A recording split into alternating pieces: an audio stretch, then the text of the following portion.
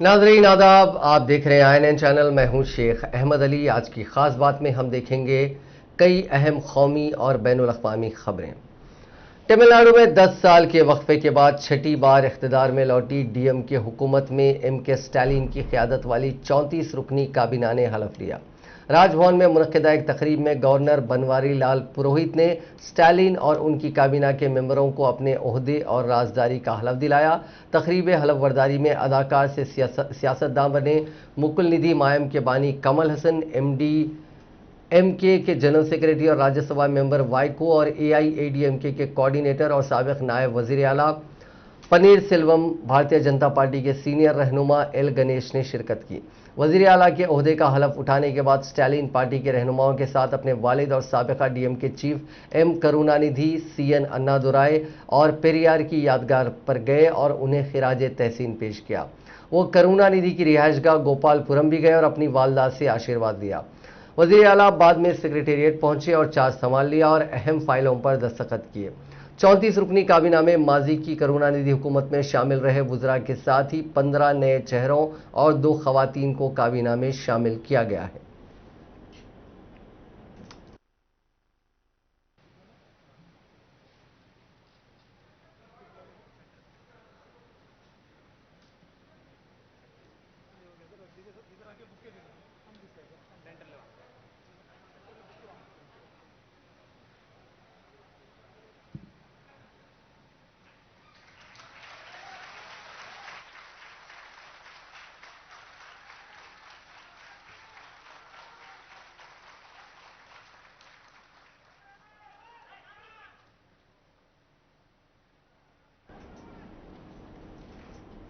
Supreme court ने कर्नाटक में यौमिया 1200 metric ton oxygen फराहम करने के हाई कोर्ट के फैसले के खिलाफ मरकजी हुकूमत की दरखास्त को जुमे के रोज मुस्तरद कर दिया। जस्टिस DY चंद्रचूड़ और जस्टिस MR शाह पर मुश्तमिल डिवीजन बेंच ने कहा कि कर्नाटका हाई कोर्ट ने सही फैसला किया है, रियासत के अवाम को मझधार में नहीं छोड़ा जा सकता। जस्टिस चंद्रचूड़ ने कहा कि 1200 मीट्रिक टन ऑक्सीजन की फराहमी के लिए हाई कोर्ट की हिदायत दुरुस्त है, लिहाजा वो इसमें कोई मुदाखलत नहीं करेंगे। जस्टिस शाह ने कहा कि हाईकोर्ट ने ऑक्सीजन कोटा में इजाफे का हुक्म लापरवाह तरीके से नहीं दिया, अलबत्ता उसने रियासत के मुतालबे पर गौर करने के लिए मरकज को भी वक्त दिया था, लेकिन ऑक्सीजन की कमी की वजह से एक अस्पताल में 22 मरीजों ने दम तोड़ दिया था। मरकजी हुकूमत की जानिब से सप्लाई में इजाफा न करने के बाद ही हाई कोर्ट ने यह हुक्म दिया था। मरकज की तरफ से पेश हो रहे सॉलिसिटर जनरल तुषार मेहता ने कहा कि अगर हर हाई कोर्ट इसी तरह का हुक्म जारी करेगा तो मरकज के सामने परेशानी होगी। ताहम अदालत उज़्मा ने उन दरखास्तों को नजरअंदाज करते हुए दरखास्त खारिज कर दी। दुनिया में कोरोना के अब तक 15,69,98,639 मामले सामने आ चुके हैं। इनमें से 32,73,827 लोगों की मौत हो गई है, जबकि 13,43,38,421 लोगों ने कोरोना को मात दी है। फिलहाल 1,93,86,271 लोगों का इलाज चल रहा है। इनमें से 1,09,184 लोगों की हालत तशवीशनाक बनी हुई है। हिंदुस्तान में कोरोना के नए केसेस ने फिर नया रिकॉर्ड बना दिया है। बीते 24 घंटों में 4,14,000 मुतासरीन की पहचान हुई। नए केसेस का ये अब तक का सबसे बड़ा आंकड़ा है। 3,920 मरीजों ने इस वबा से जान गंवाई। हालांकि राहत की बात यह है कि 3,28,000 मरीज ठीक भी हुए। बीते 7 दिन में तीसरा मौका है जब 4 लाख से ज्यादा मरीज मिले। इससे पहले 30 अप्रैल को 4,02,000 और 5 मई को 4,12,000 मरीज कोरोना पॉजिटिव पाए गए थे। एक्टिव केसेस यानी इलाज करा रहे मरीजों की तादाद भी फिक्र बढ़ा रही है। इसमें बीते 24 घंटों में 81,663 की बढ़ोतरी हुई। अभी 36,44,000 मुतासरीन का इलाज चल रहा है। बीते 7 दिन के अंदर ही इसमें 3,80,000 की बढ़ोतरी हुई है। टोटल एक्टिव केसेस में 27 लाख सिर्फ 10 रियासतों के हैं। वजारत सेहत के एडिशनल सेक्रेटरी आरती आहूजा ने कहा कि वजारत सेहत के मुताबिक कर्नाटका, केरल, तमिलनाडु, आंध्र प्रदेश, वेस्ट बंगाल, बिहार, हरियाणा, उड़ीसा और उत्तराखंड में कोरोना के नए मामले बढ़ रहे हैं। मुल्क में 24 रियासतों और यूनियन टेरिटरीज में 15% से ज्यादा पॉजिटिविटी रेट है। 9 रियासतों में 5 से 15% और 3 रियासतों में 5% से कम पॉजिटिविटी रेट है। 12 रियासतों में 1 लाख से ज्यादा एक्टिव केसेस हैं। मुल्क में 16.96% एक्टिव केसेस हैं। लगभग 82% रिकवर हो रहे हैं या हो चुके हैं। डेथ रेट महज 1.09% है। तेलंगाना में पिछले 24 घंटों में कोरोना के 5,559 नए केसेस रिपोर्ट हुए हैं। कोरोना की वजह से 41 अफराद हलाक हुए हैं। आपको बता दें कि ये बुलेटिन हमेशा दूसरे दिन जारी किया जाता था, लेकिन आज से ये बुलेटिन शाम 5:30 बजे तक के जो केसेस हैं उनके साथ ही जारी किया जा रहा है। तेलंगाना में अब तक मजमूई तौर पर 4,87,199 कोरोना केसेस रिपोर्ट हुए हैं। इस वक्त तेलंगाना में 71,308 अफराद का इलाज चल रहा है। जीएचएमसी के हुदूद में 984 नए केसेस रिपोर्ट हुए हैं। रूस के सदर व्लादिमीर पुतिन ने स्पुतनिक वैक्सीन का कंपैरिजन AK-47 राइफल से किया है। उन्होंने कहा कि वर्ल्ड फेमस कलाशंकव राइफल की तरह ही रूस की वैक्सीन काबिले भरोसा है। पुतिन ने यह बयान बैरूनी मुल्कों से वैक्सीन पर आ रही रिएक्शन पर दिया। पुतिन ने नायब वजीर आजम तातनिया गोलकीवा के साथ एक वीडियो कॉन्फ्रेंसिंग के जरिए इजलास के दौरान यह बयान दिया। इजलास में सदर पुतिन ने कहा कि हमारा मेडिकेशन टेक्नोलॉजी और दहों से इस्तेमाल में लाई जा रहे प्रोसेसेस पर मबनी है। वैक्सीन यकीनी तौर से मॉडर्न और अपडेटेड है। ये काबिले भरोसा और महफूज है। ये सिर्फ हम नहीं कह रहे हैं बल्कि यूरोपियन स्पेशलिस्ट का भी यही कहना है। मुझे लगता है कि वो बहुत हद तक सही है। उन्होंने कहा कि वैक्सीन का प्रोडक्शन बढ़ाया जा रहा है। स्पेशलिस्ट के इशारों की बुनियाद पर ही इसके इस्तेमाल की सिफारिश कर सकते हैं। इसके इस्तेमाल और नताइज के एनालिसिस की बुनियाद पर लगभग 10 साल बाद ये मसला हल हो जाएगा। साथ ही लाइट स्पुतनिक वैक्सीन भी मॉडर्न टेक्नोलॉजी पर मबनी है। मुल्क भर में जुमे तक 16,49,00,000 से ज्यादा अफराद को कोरोना वैक्सीन का टीका लगाया जा चुका है। मरकजी वजारत सेहत ने आज ये इत्तला दी। वजारत ने अपने बयान में कहा कि मुल्क की 30 रियासतों और मरकज के जेर इंतजाम इलाकों में 18 से 44 साल के दरमियान 11,80,798 लोगों को कोरोना वायरस की वैक्सीन का पहला टीका लगाया गया। आज सुबह की रिपोर्ट के मुताबिक मुल्क भर में 21,11,300 सेशंस के जरिए अब तक 16,49,73,058 वैक्सीन लगाए जा चुके हैं, जिनमें सेहत की देखभाल यानी फ्रंटलाइन वॉरियर्स 95,01,643 हैं जिन्हें पहला टीका लगाया गया और 63,92,248 ने दूसरा टीका भी लगा लिया। वजारत ने बताया कि 1,37,64,363 फ्रंटलाइन वर्कर्स को कोरोना का पहला टीका और 75,39,7 को दूसरा टीका लगाया गया है। 18 साल से 45 साल के दरमियान 11,80,798 अफराद को पहला टीका लगा है।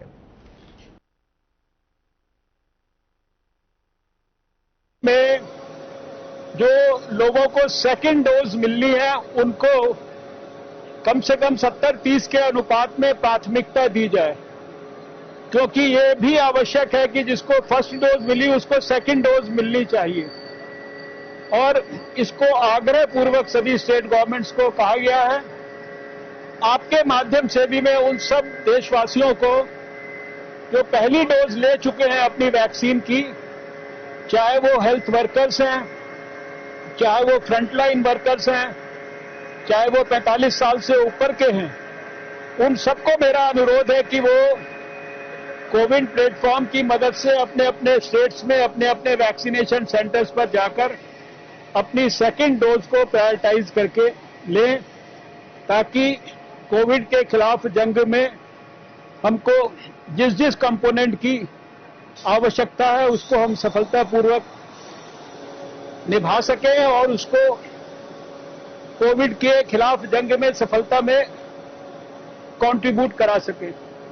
बार बार 1.5 साल से जो बात मैं हर बार कहता हूं, हमारे प्रधानमंत्री जी भी कहते हैं कि कोविड एप्रोप्रिएट बिहेवियर को किसी कीमत पर कॉम्प्रोमाइज नहीं करना है।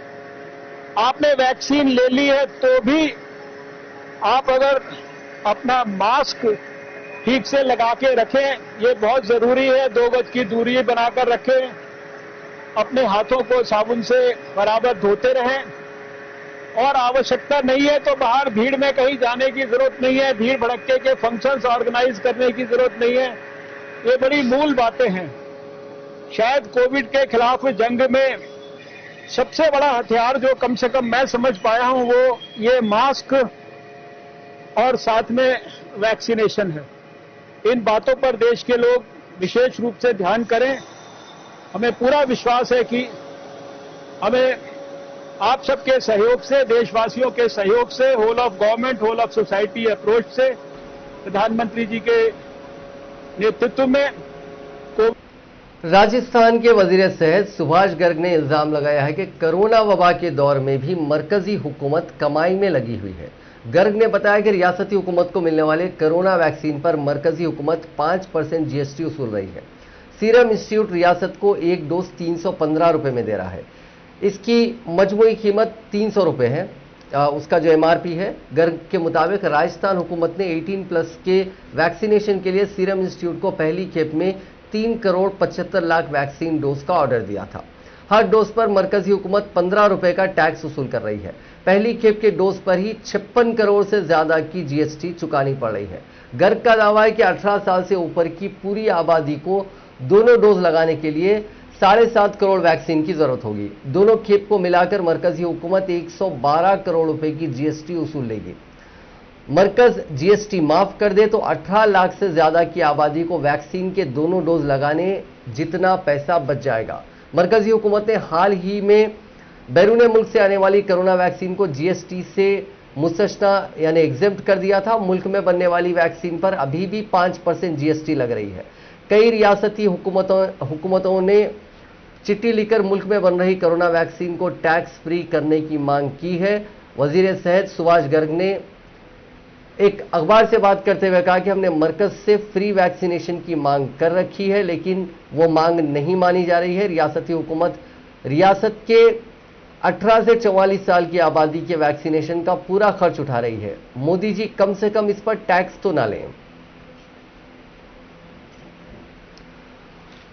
मरकजी हुकूमत के principal scientific adviser Vijay Raghavan का कहना है कि अगर हम मजबूत कदम उठाते हैं तो हो सकता है कि कोरोना की तीसरी लहर सभी जगहों पर ना आए या कहीं ना आए।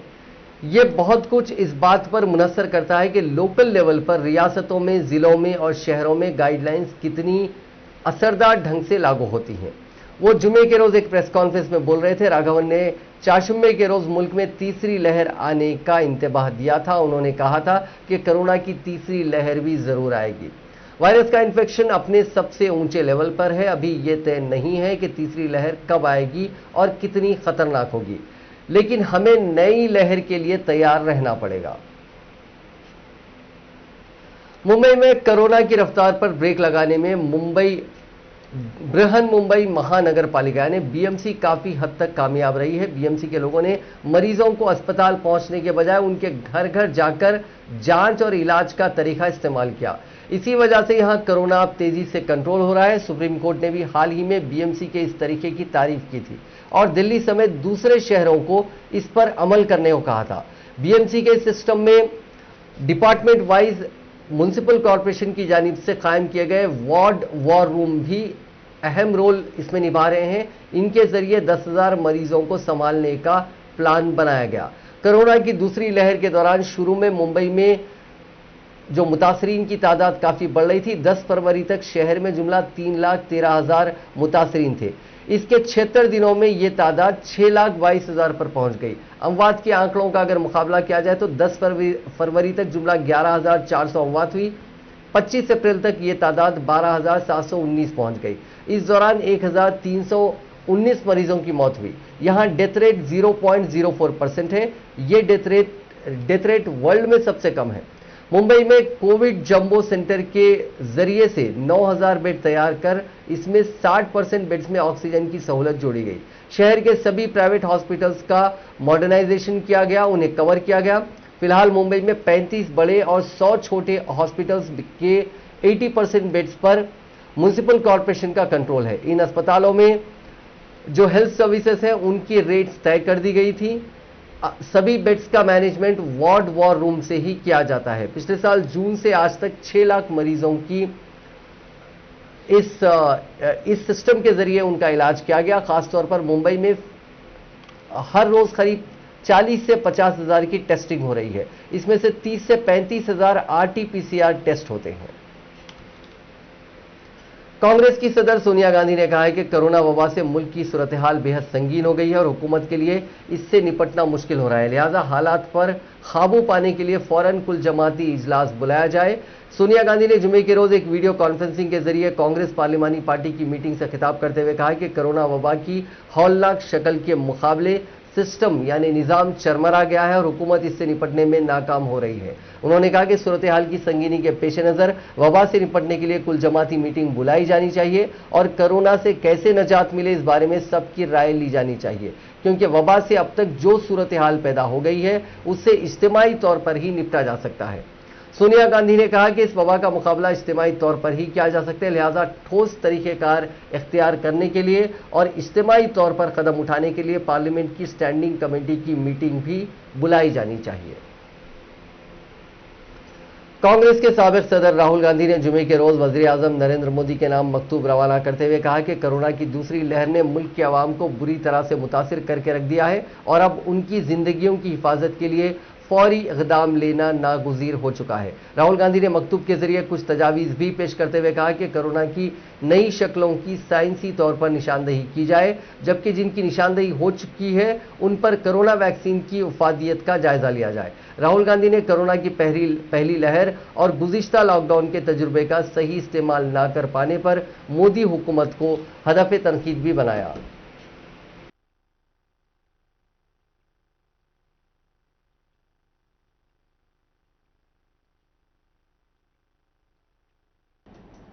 तमिलनाडु के नए वजीर आला M.K. स्टालिन ने जुमे के रोज पहली बार वजीर आला के ओहदे का संभालने के फौरी बाद रियासत के तमाम राशन कार्ड होल्डर्स को 4,000 रुपए की इमदाद फराहम करने समेत 5 बड़े ऐलानात किए। स्टालिन की जानिब से किए गए तमाम ऐलानात पार्टी के मंशूर में भी शामिल हैं। उनमें रियासत के तमाम राशन कार्ड होल्डर्स को 4,000 रुपए की राहत फराहम करना, खवातीन को बस में मुफ्त सफर करना, एवियन दूध की कीमत 3 रुपए कम करना, निजी अस्पतालों में कोरोना से मुतासरा मरीजों के इलाज का खर्च हुकूमत को बर्दाश्त करना शामिल है।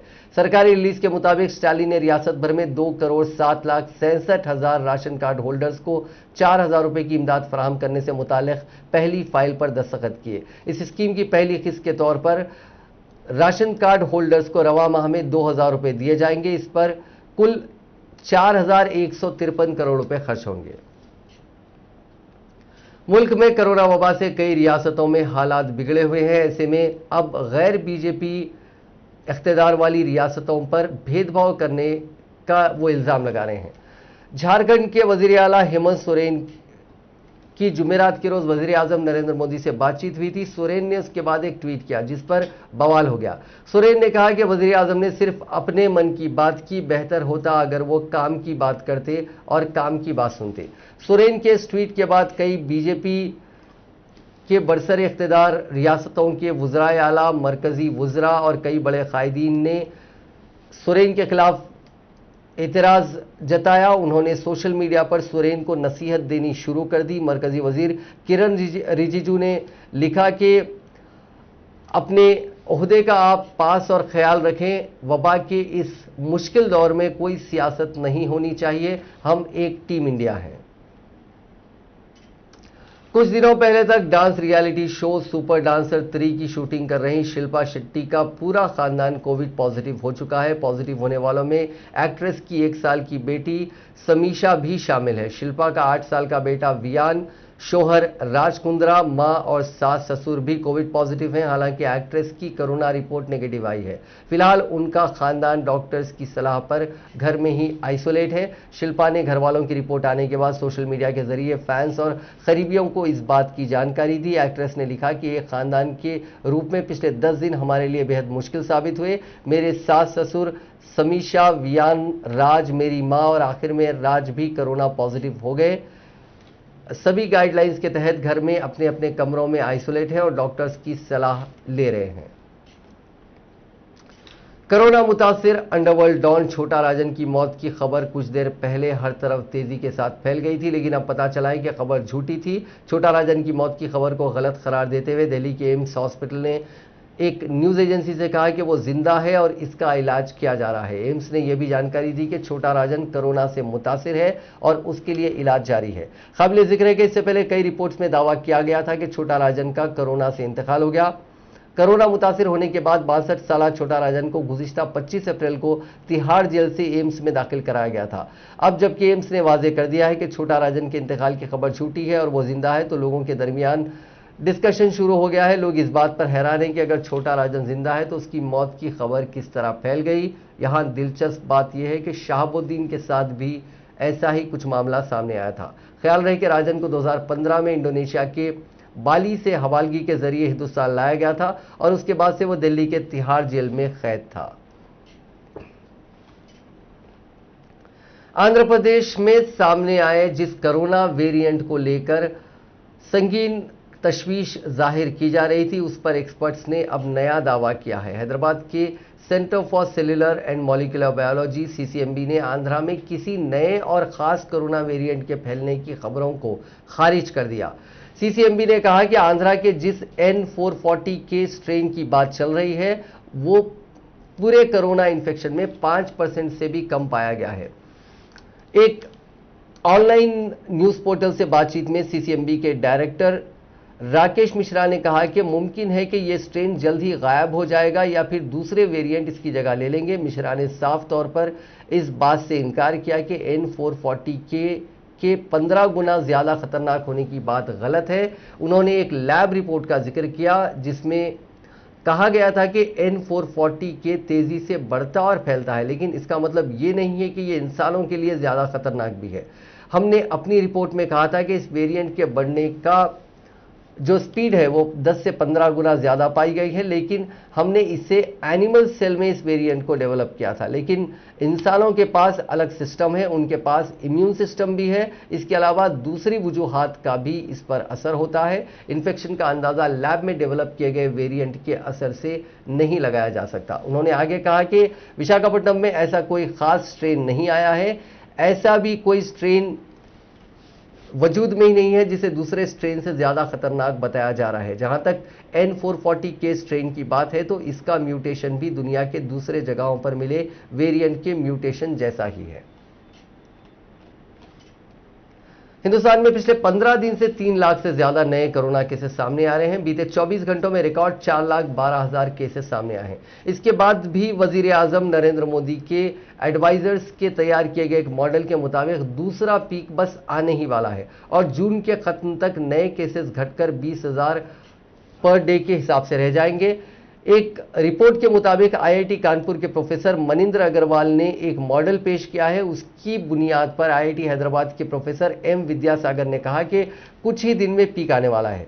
हमारे प्रोजेक्शन कहते हैं कि जून के खत्म तक मुल्क में हालात फरवरी जैसे होंगे, यानी तब तक रोजाना सामने आने वाले केसेस की तादाद घटकर 20,000 तक पहुंच जाएगी। इसी टीम ने पिछले महीने यानी अप्रैल मिड तक पीक आने का अंदाजा जाहिर किया था, लेकिन तब ये गलत साबित हुए थे।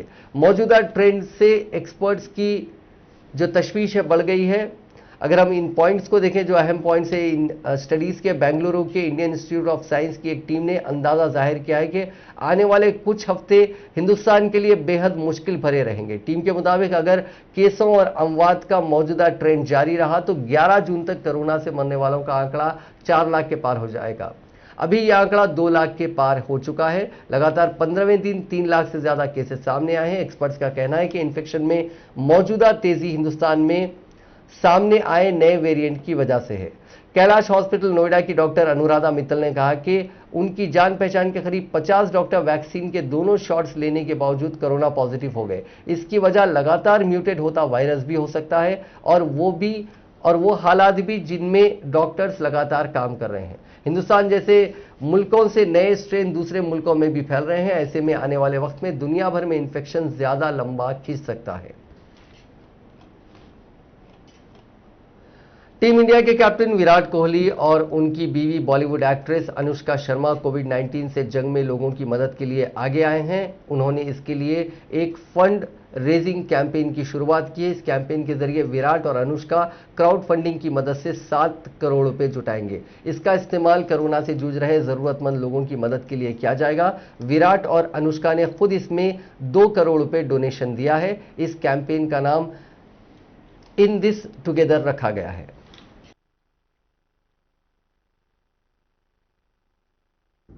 Hi guys, things have been very tough for India as we fight the pandemic, and it really pains us to see our country suffer like this. We are grateful to all the people जो दिन रात fight कर रहे हैं हमारे लिए. Their dedication is appreciated. पर अब उन्हें जरूरत है हमारी सपोर्ट की और हमें उनके साथ खड़े होने की. And so Anushka and I have started a fundraiser on Keto जिनके funds जाएंगे towards ACT grants. And we request you all कि आप इस इनिशिएटिव को ज्वाइन करें और डोनेट करें. Every little bit makes a difference. To our family, friends and fans, ये वक्त है साथ मिलकर आगे बढ़ने का. We will overcome this together. हम इस जंग को भी जीतेंगे if we are in it together. Stay safe. जय Hind. Hi guys, things have been very tough for India. Nagpur से हैदराबाद जा रही एक एयर एम्बुलेंस की जुमेरात रात करीब 9:10 पर मुंबई में बेली लैंडिंग कराई गई। प्लेन के क्रू समेत उसमें सवार सभी 5 लोग महफूज हैं। लैंडिंग गियर फेल होने के बाद प्लेन को हैदराबाद से मुंबई डाइवर्ट कर दिया गया था। जेट सर्व एविएशन का C-90 VTJIL प्लेन नागपुर के रनवे नंबर 32 से उड़ा था। उड़ान भरते वक्त प्लेन का दाहिना पहिया निकलकर रनवे से दूर चला गया था। सिविल एविएशन के डीजी अरुण कुमार ने बताया कि प्लेन को सही सलामत लैंड करा लिया गया। लैंडिंग से पहले रनवे पर ढेर सारा फोम बिछा दिया गया था। इससे प्लेन में आग लगने का खतरा कम हो जाता है। प्लेन को लैंड कराने के लिए पायलट ने बेली लैंडिंग की तकनीक अपनाई। डीजी कुमार ने बताया कि हम सब काफी परेशान हो गए थे। पायलट को बताया गया कि किस तरह बेली लैंडिंग कराना है। प्लेन को पायलट केशरी सिंह उड़ा रहे थे। उन्होंने बताया कि उन्होंने प्लेन का पहिया अलग होने की जानकारी मिल गई थी, इसलिए बेली लैंडिंग कराई गई। उन्होंने कहा कि मुझे पता नहीं था कि इससे रनवे को नुकसान पहुंचा या नहीं। हालांकि इस बात की खुशी है कि किसी को चोट नहीं पहुंची। अमेरिका के इडाहो में वाक़े एक स्कूल में जुमेरात के रोज एक बच्ची ने फायरिंग शुरू कर दी। इस वाक़े में 2 बच्चों समेत 3 लोग जख्मी हो गए। इसके बाद टीचर ने इस बच्ची से बंदूक छीन ली। जख्मियों को बाह और पैरों में गोलियां लगी हैं और किसी की हालत तशवीशनाक नहीं है। अमेरिकी पुलिस के मुताबिक इस बच्ची ने जुमेरात की सुबह करीब 9:15 बजे अपने स्कूल बैग में रखी हैंडगन निकाली और फिर कई राउंड फायरिंग कर दी। जिस टीचर ने इस बच्ची के हाथ से गन छीनी, उसने पुलिस के आने तक बच्ची को काबू में रखा। ये बच्ची इडाहो फॉल्स सिटी की रहने वाली है।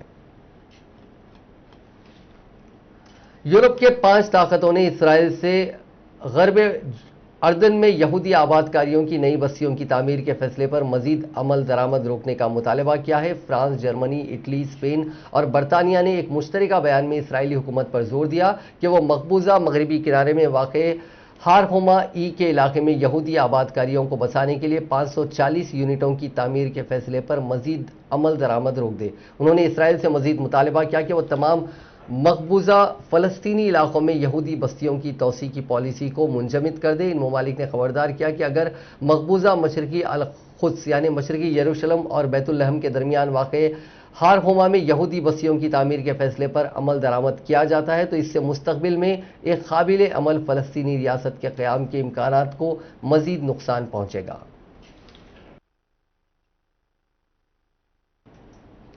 आईसीसी वर्ल्ड टेस्ट चैंपियनशिप के लिए आईसीसी वर्ल्ड टेस्ट चैंपियनशिप के फाइनल के लिए टीम इंडिया का ऐलान हो गया है। चीफ सेलेक्टर चेतन शर्मा की क़यादत में सिलेक्शन कमेटी 25 प्लेयर्स की टीम चुन चुकी है। इसमें 6 तेज गेंदबाज और 3 स्पिनर्स को मौका मिला है।